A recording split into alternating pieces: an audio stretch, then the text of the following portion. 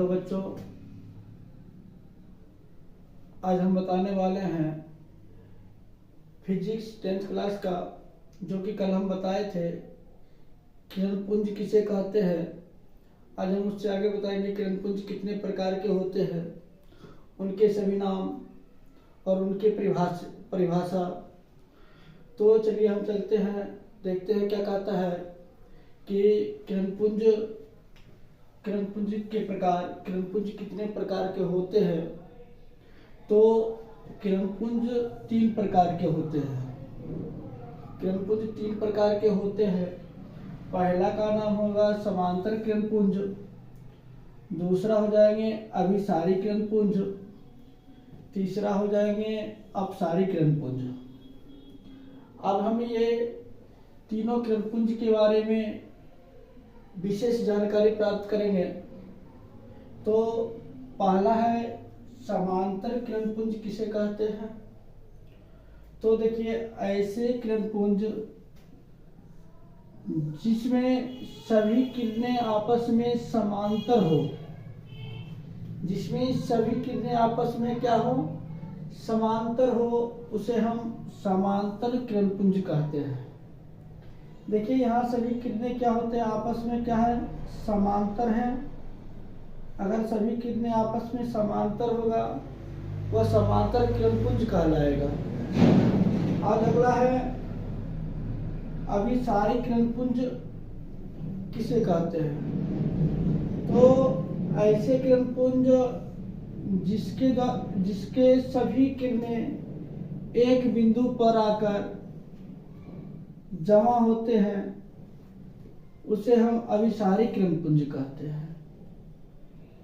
अब देखिए, जहाँ एक बिंदु पर आकर सभी प्रकाश मिलती हुई प्रतीत होती है, उसे हम अभिसारी किरण पुंज कहते हैं।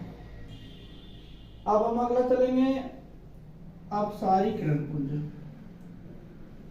ऐसे किरण पुंज जिसके सभी किरणों एक दूसरे से फैली हुई प्रतीत होती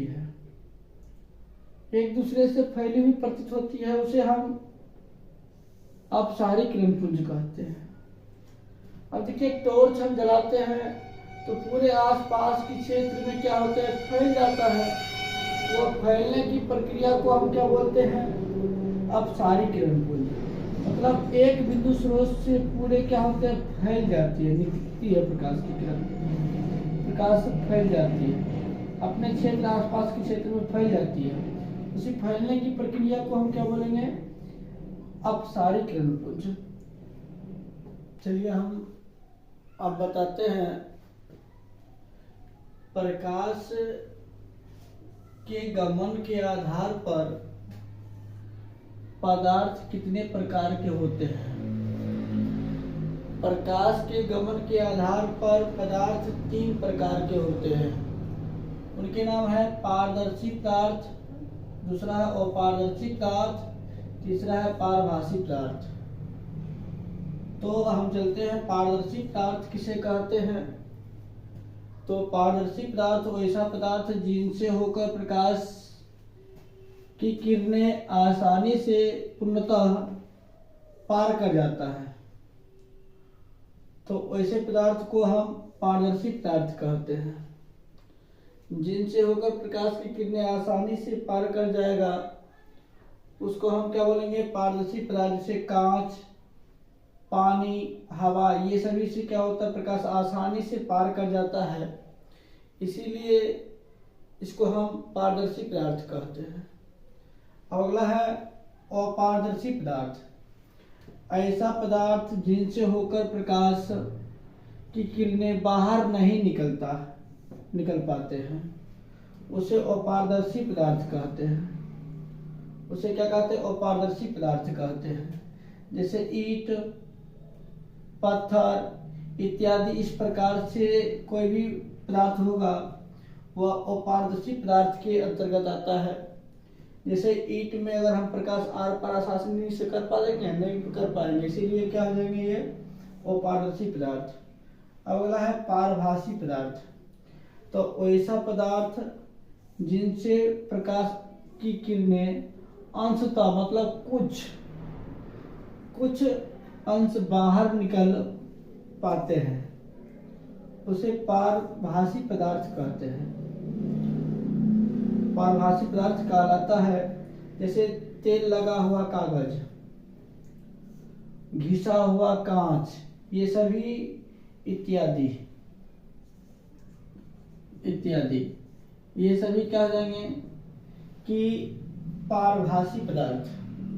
अब अगले चलते हैं, प्रकाशीय माध्यम किसे कहते हैं। कहता क्वेश्चन, प्रकाशीय माध्यम किसे कहते हैं। तो यह एक ऐसा क्षेत्र होता है जहां से प्रकाश की किरणें निकलकर आंखों तक पहुंचती हैं। यह एक ऐसा क्षेत्र होता है जहां से प्रकाश की किरणें निकलकर आंखों तक पहुंचती है, उसी प्रक्रिया को प्रकाशीय माध्यम कहा जाता है। जैसे हवा, पानी, कांच, ये सभी प्रकाशीय माध्यम है। तो अगर हम सूर्य से प्रकाश निकला और जो है पेड़ पर आएगा तो ये हवा की कारण आएगा। तो अगर ये वीडियो अच्छा लगे तो चैनल को सब्सक्राइब करें, लाइक करें, शेयर करें और कमेंट करें।